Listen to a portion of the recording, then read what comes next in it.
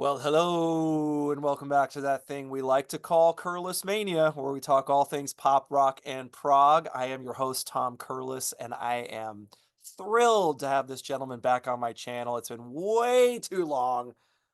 Mr. Peter Kerr. Peter, how are you? Thanks for inviting me back to the show. It's been great and great to be back on Curless Mania talking about one of my favorite bands in the whole wide world.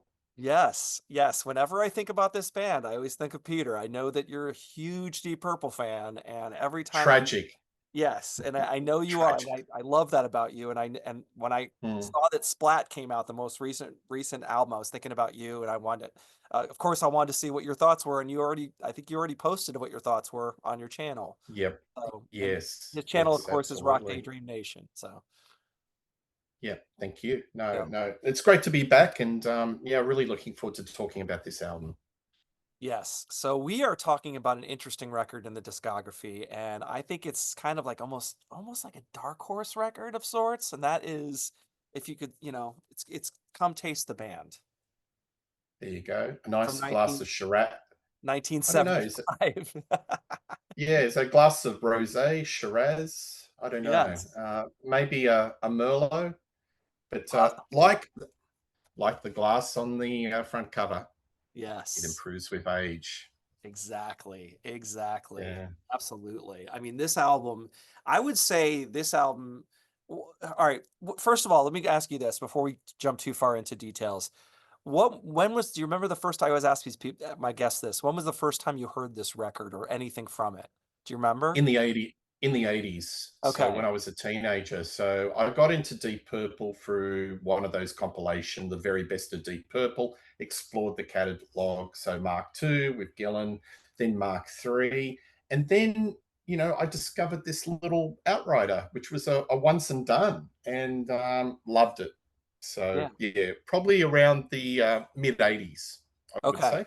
Okay. So you were pretty early. I mean, I discovered this much Pretty later. early. Yeah, yeah, I Yeah. discovered it way later. So, Yeah. and once I discovered it, I said, what was I doing? I slept on this record and it was stupid.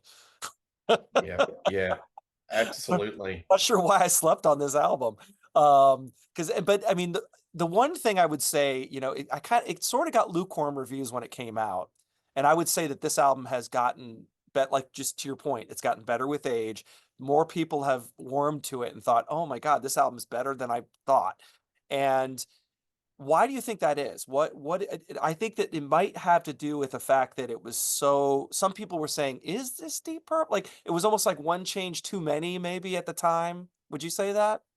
Yeah, I think there are two things. There's no Blackmore. It's got Tommy Bolan. So there was a big backlash. Where's Blackers? Yeah. So I think there was a critical backlash.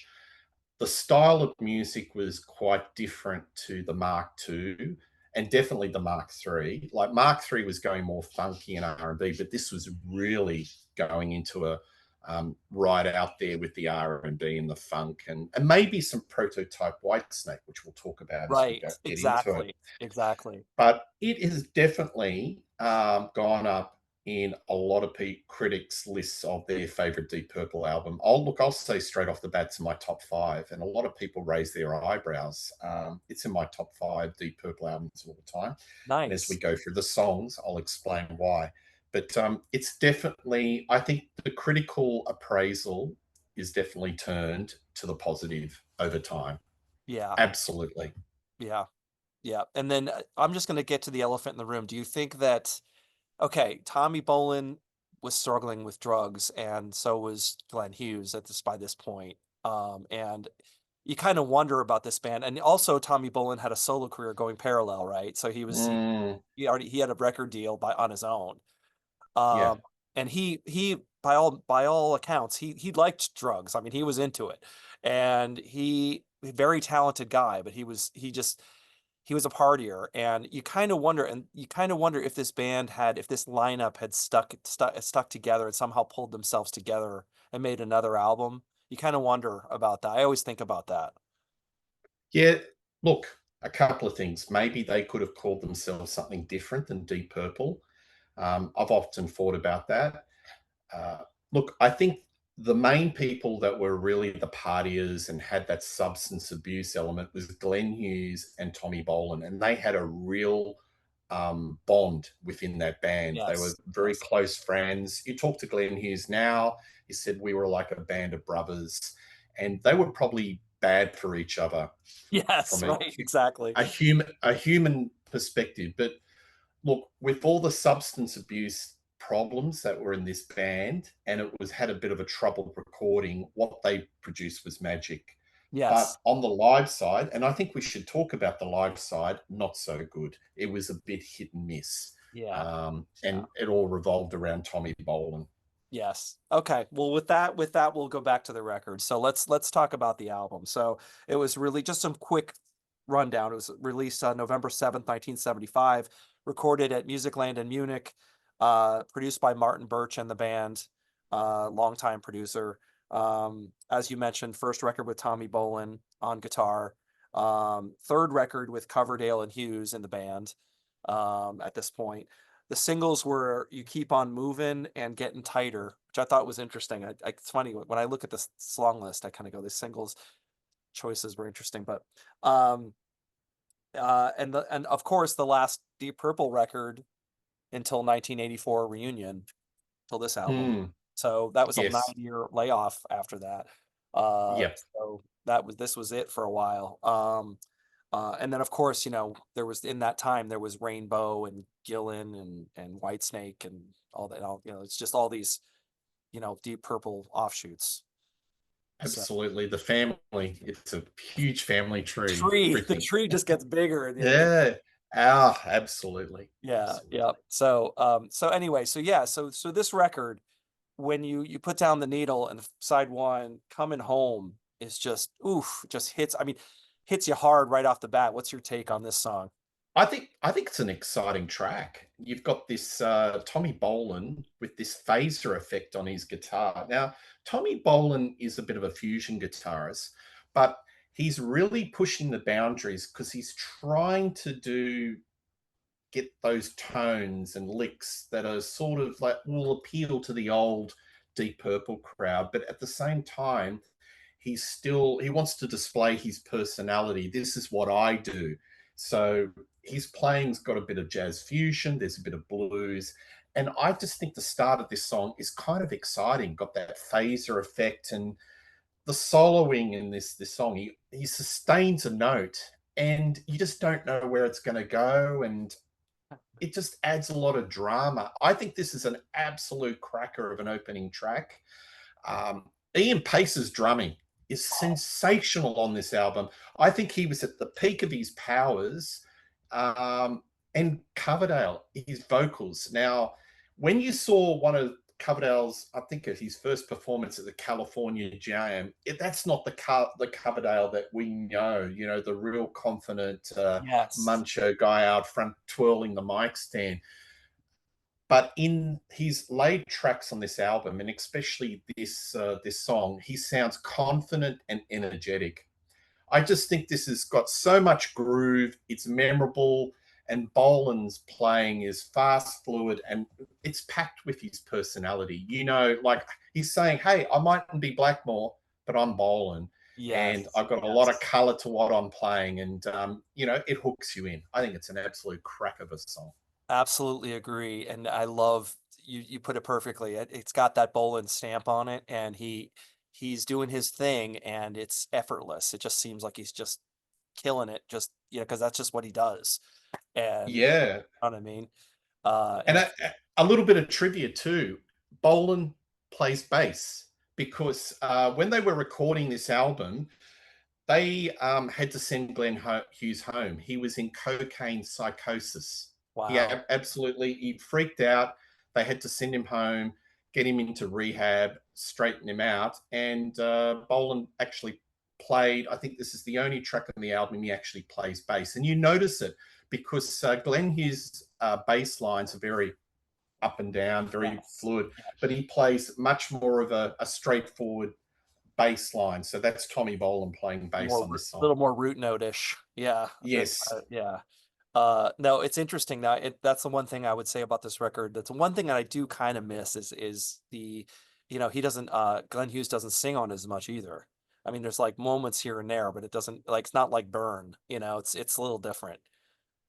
You Yeah, don't absolutely. Well, you now got three people that can sing. Well, Bolan, sings on his solo album, so I think that yeah, they divvied it up a little bit um, more evenly, maybe. I don't know. Yeah, yeah. So no, I agree with you.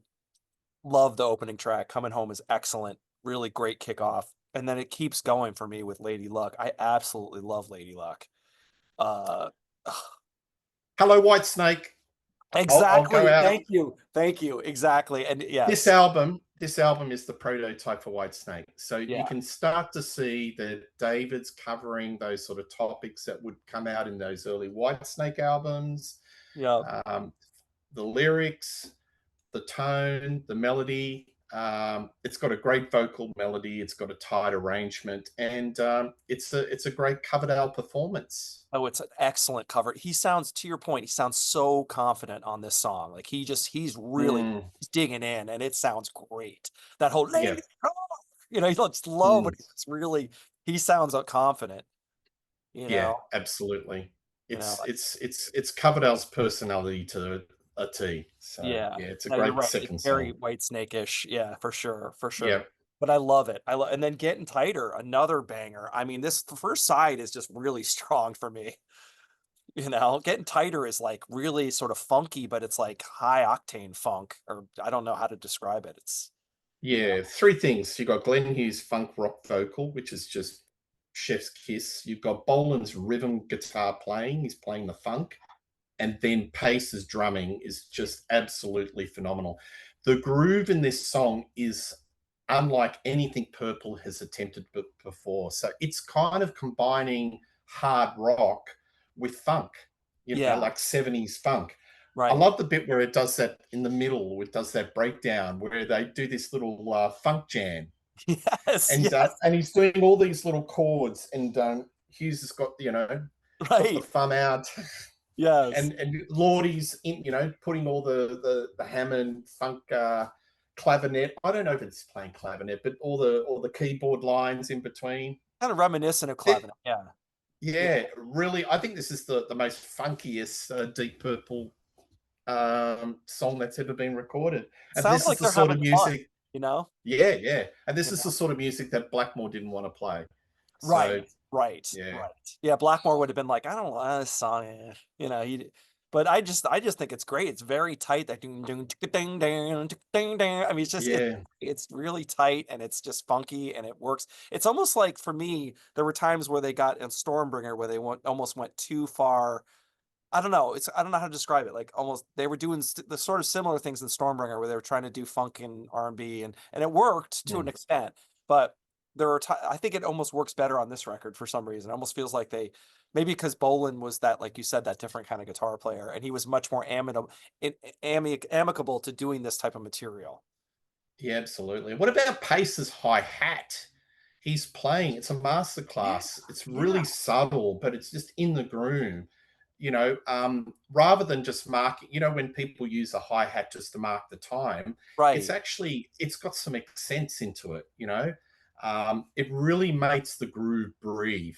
There's just Yeah. so much groove in it. But Pace's drumming, he is just at the absolute top of his form. I've always said that Pace changed his drumming in the late 70s. And I think this was the last time you heard the really intricate Ian Pace. The Pace that you hear on the Come Taste the Band, I don't think you hear in any other album subsequent because he started to simplify his drumming. Yeah. Yeah. Yeah, no, I agree. And Pace has just always blown my mind. I just think he's just such an amazing drummer. I mean, he's Mm, powerful when he needs to be. He's funky. But he's got amazing groove. yeah, Yeah, he's unbelievable. yeah, Uh, yeah. still love him to death. And then Dealer, another kind of banger, and another great Coverdale vocal. Yeah. Uh, Look, I love the interplay between Bowl and Lord on this one, and again, Coverdale sings with conviction. But yeah, the thing I like about a lot of these songs, they've got a bit of edge. I was going to use the word sleazy, but use it in a really I don't know, maybe sleazy is not the right word. Maybe gritty. Yeah. This is a Yes. really There you go. gritty, Yes. get down and dirty album, and I'm Right. thinking maybe if I said Exile on Main Street, that's a bit maybe too high praise, but you're I know getting what in you that mean though. Yeah. territory that it's not a clean album. It's No. not polished. It's got grime. It's got dirt, and it's just got a grit about it that I really really like. And I don't think any Purple album sounds like this. So it's Yes. interesting. It says Martin Birch and the band. So how much Right. did Martin really produce, and how much was the rest of the band, twiddling the knobs? That'd be an interesting to find out. That Yeah. I yeah, was wondering that as well when it said that when the credits. I was like, what does that yeah, mean? You know? Um, but yeah, and then side one ends with I Need Love, just sort of a slow burn kind of. yeah. Bolan's jazz fusion. It just shines through. Yeah. I think a lot of people, when they saw Bolan live, they just expected he was going to be a Blackmore copyist, but he refused to do that. He No. would follow the riff, but he'd do it in his own sort of style. And he Mhm. was never kind of a riffy type of guy. No. His soloing was very colorful. It'd be more about atmospheric. Um, but I think his jazz fusion um, inclinations really shine on this particular song through his choice of notes. He's stepping out of the blues scales. He's just adding a lot of colors to the palette on this one. It's got and the legato. It's really fluid, isn't it? Yes. Yes. Yeah, it's Yeah. just really really nimble. Yeah. He's just, But he's, yeah. Yeah. it's it pisses me off that this guy had so much talent I know. and it's just not meant to be. He just died too young. Died way too It's young. Yeah. just a tragic waste. Yeah. I And there agree. were moments live because where the band did get it together. And interviews with Ian Pace, he said, "Look, we didn't know when we went on stage, me and John Lord, would it be good Tommy or bad Tommy Yes. tonight? Right. Because when Yes. they were bad, it would be John Lord that would be carrying it. Trying And to carry it. Right. Yeah. I Yeah. did a show on Rock Day Dream Nation where we did a critique of the last concert in Japan. It's terrible. Is it And Bolan is just he's not even playing out the of it? song.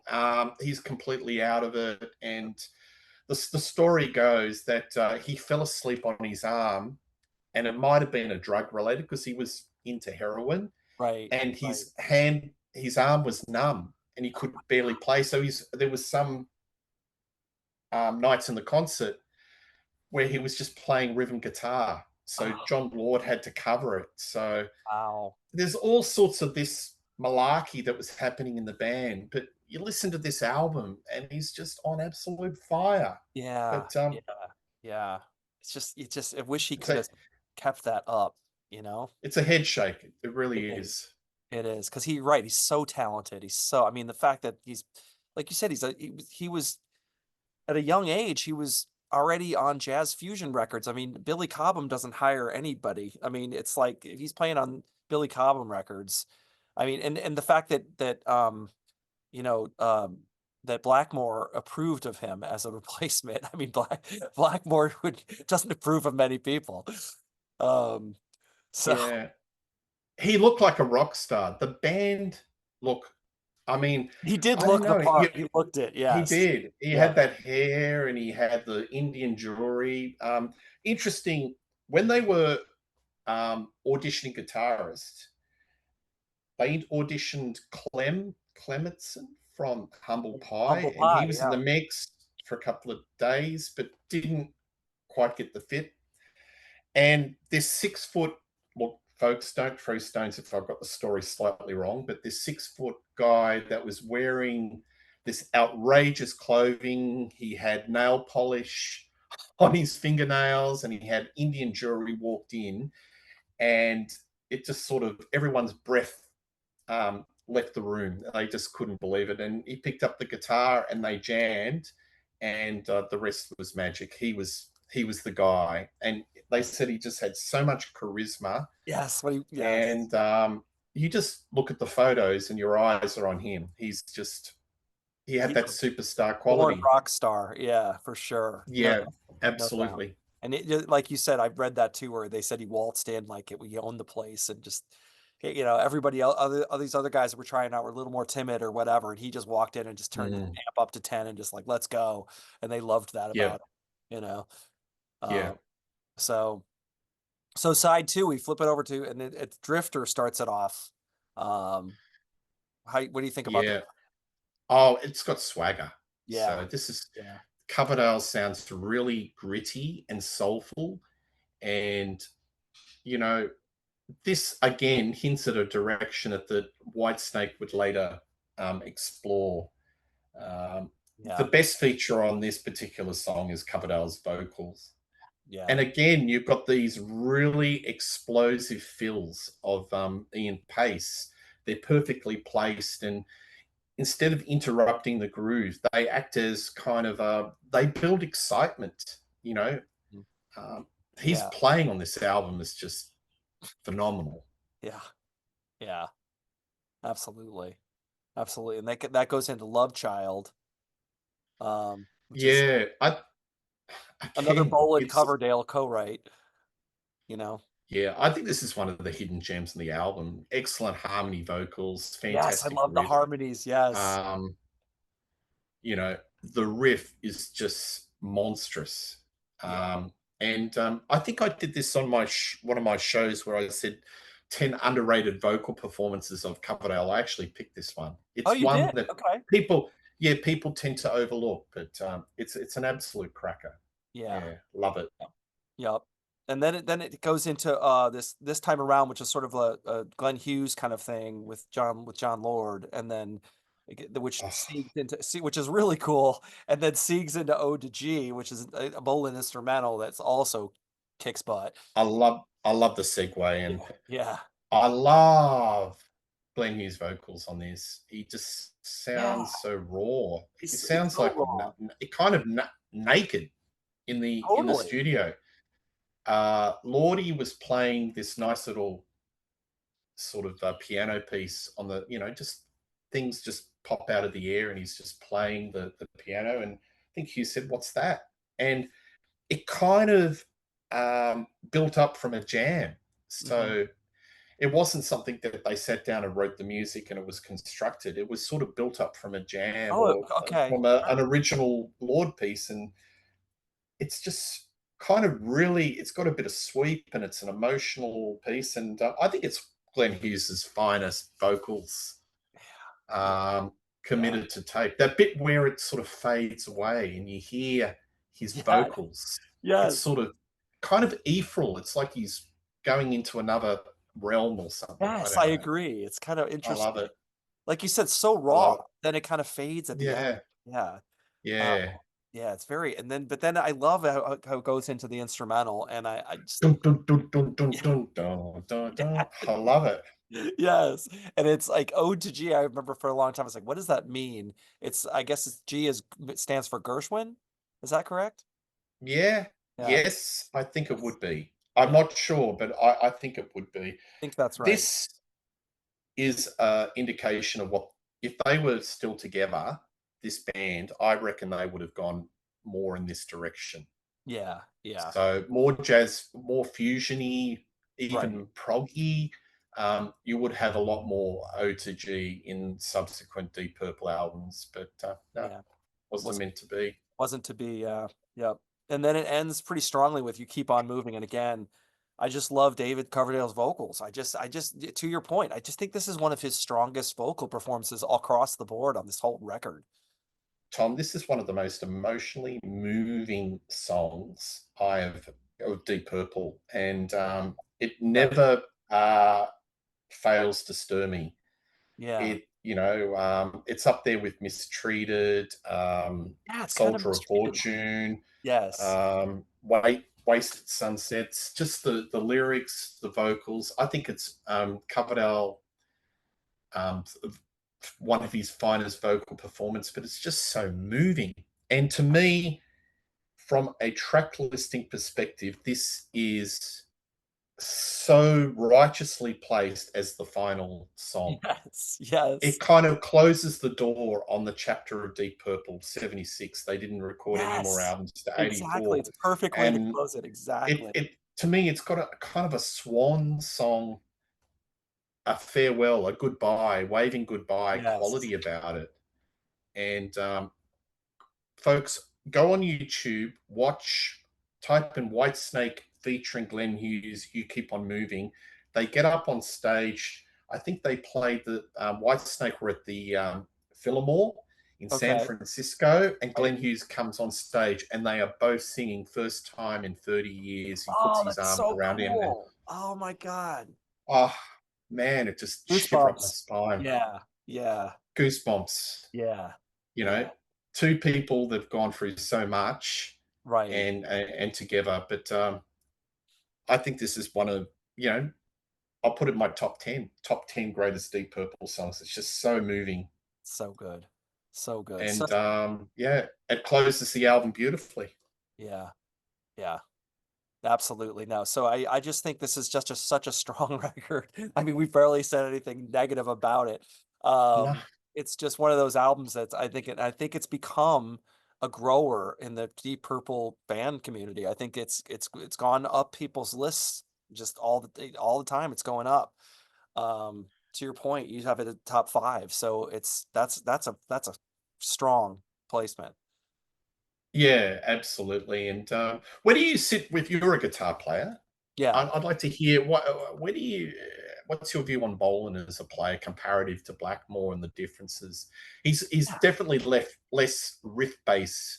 Do you agree with everything I've sort of said that he's yeah. more of So I a he's a colors player. He plays very colorful, you know? Completely. Yeah, no, absolutely. No, I've agreed with everything you've said so far. I'm really Mm, I think that you're right. He's much more of a I don't know how to describe it. He like you said, he's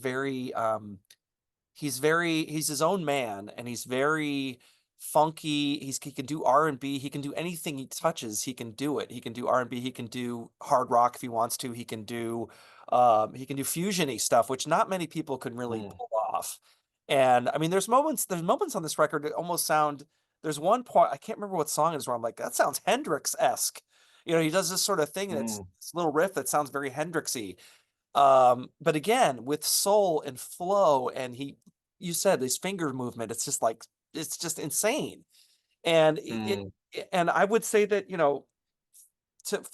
for me not to, I mean, I do sort of miss Blackmore on this record, but it feels like a different animal. It just doesn't. You miss him a little bit, but you don't really miss him that much. mm, I feel like it's a different animal, and I think that was maybe what some of the criticisms of this record was. Doesn't sound like Deep Purple. That was what a lot of mm. people said Yeah. because of the Bolan thing. Look, Um, I think maybe if they called it something different, it might have people may have treated this album differently in the day. yeah, But I mean, Deep Purple had a lot of you know, from a marketing perspective, I guess Deep Purple gets the sales and the interest and people buying it, and you know, you've got less to sort of ramp up from a marketing perspective that this new supergroup and people are trying to work out who's in it and what it's all yeah, about. But yeah, because you've got the name Deep Purple, people will buy it, especially the fans. But yeah. maybe it should have come under a different name. Yeah. I think Coverdale was the one who proposed like maybe we should call it something different, and then they said no. Like, management jumped in. Oh no, let's continue to call it Deep Purple. That's where the money. Yeah, Yeah. So yeah, but it's unfortunate that this lineup. That's the thing that's just always kind of sad that you mentioned the live stuff, and it's sad that they had some embarrassing gigs. They're frankly like where you said like you could tell that I thought I had read that you had mentioned it already, but that Pace and Lord would be looking at each other like, "Oh my God, this is a train wreck," you know. Uh, yeah, so and unfortunate. just Yeah, like there's one song I think he's playing Machine Head or Highway Star, and he shouts out to Lord, "How does the song finish?" Oh God. Yeah. It's just Mm, brutal. It's brutal. And doing that in front of everyone on stage. Ooh, yikes. So yeah. yeah, But but we've got this wonderful album. but this It's album's the great. legacy. The legacy. So it's a Yeah. once and done. But Yeah. it's Right. unlike any Deep Purple album. It's its own entity.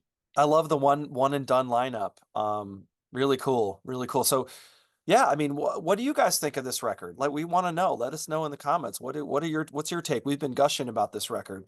Somebody might say, "Oh, it's not really. It's no Fireball. It's no Machine Head. It's no, But yeah, it's a little bit of a different animal. But I still think it's very strong on its own when you really just give it a chance and you say, okay, this is going to be a different Deep Purple, but I'm going to listen with, and turn it up. I mean, this album rocks, I mean, and Does Coverdale singing out of his mind, to your absolutely. point. And I really, what was the first was it Come and Get It? What was the first Whitesnake record? That I bought. Come and get Yes. it. Was it? Yeah. Yes, definitely. Yeah, that's my favorite Whitesnake album to this day. Is it? Love it. Yeah. Yeah. But look, those early albums, the bluesy albums, up to Slide It In, Right. absolutely recommend. Yeah. Yeah. Those And are then it goes into the hair metal, and right. that's a whole different beast. Yeah, it sort of turns slightly into hair metal at some point, right? So, I mean, Yeah. the 80, that Slide It In is kind of when it starts. Is Yeah. that fair to Yeah. say? They got their eye on arena rock. Yeah. They want Yep. to sort of conquer the enormodomes of Yes. America. Yes. But that's a whole different topic for a different day. That's White Snake. We can talk about that some other time. But yes, if you're not familiar with this record, I highly recommend, I think Peter would say the same, highly recommend that you listen to it, pick it up, listen to it, Spotify it, do whatever you need to do, get on YouTube, listen to songs from this record because if you're not familiar, you'll be pleasantly surprised. I really think you would be. Yeah, look at Yep. that. I love it. Yes. Yes, looking really cool on the inside cover. Um, but yes, I think there's a lot of great performances on this, and I'm not sure that it really got a fair shake when it came out at the time. And over time, the Deep Purple community has embraced this record, I would say. Fair, if that's fair to Yeah. say. Absolutely. Yes. Yes. So any final thoughts, Peter, before we sign off? No, other than do yourself a favor and get this album. It is an absolute cracker, and it's in my top 5. I love it. And it also explore the Tommy Bolan teaser, Yes. Yes. Private Eyes, Private Eyes. Yep. um, James Gang, Yep. explore it. And there's lots of bootleg live stuff material that shows what such a talent this guy was. It was just a tragedy. Yeah. Yeah, I've got teaser. I couldn't find it. I was trying to dig out teaser before we hit record. Mm, I couldn't find it, but I got it somewhere. I don't have Private yeah, Eyes. I gotta pick that one up. yeah, So yeah. yeah. And I think he was also in Zephyr. That's another Oh, that's band right. too. That's right. He was. Yeah, Yes. Yes. yeah, So yeah, so definitely check out the Tommy Bolin stuff if you can find it. Definitely, it's definitely worth it. He was a very talented guy that died way, way, way too young. And it really, it's absolutely. unfortunate. It's unfortunate because I think he could have done a lot more. Anyway, Sure. I think that's a good place to stop. So thank you very much. If you're watching this long, you must be a big Deep Purple fan. We appreciate you. As always, go and check out Peter's channel, Rock Daydream Nation. It's Thank you. excellent. If you're a music fan, you can't lose. I mean, he's got all sorts of things. He's got album battles. He's got album reviews. He does interviews with famous rock musicians. Anything you would want, it's all there. So check it out. I'll put a link below, of course, as always. So Peter, thank you so much for joining me again tonight. I appreciate it. Absolutely. Thanks. Nice to be back. Been a lot of fun. As well, we always have fun. Absolutely. I'm going to go back and have a drink now. Okay, perfect. So, all right, everyone. Thank you so much. And hit like and subscribe if you like what you see. And we'll see you next time on Curless Mania. Take care. See ya. All right. Yeah.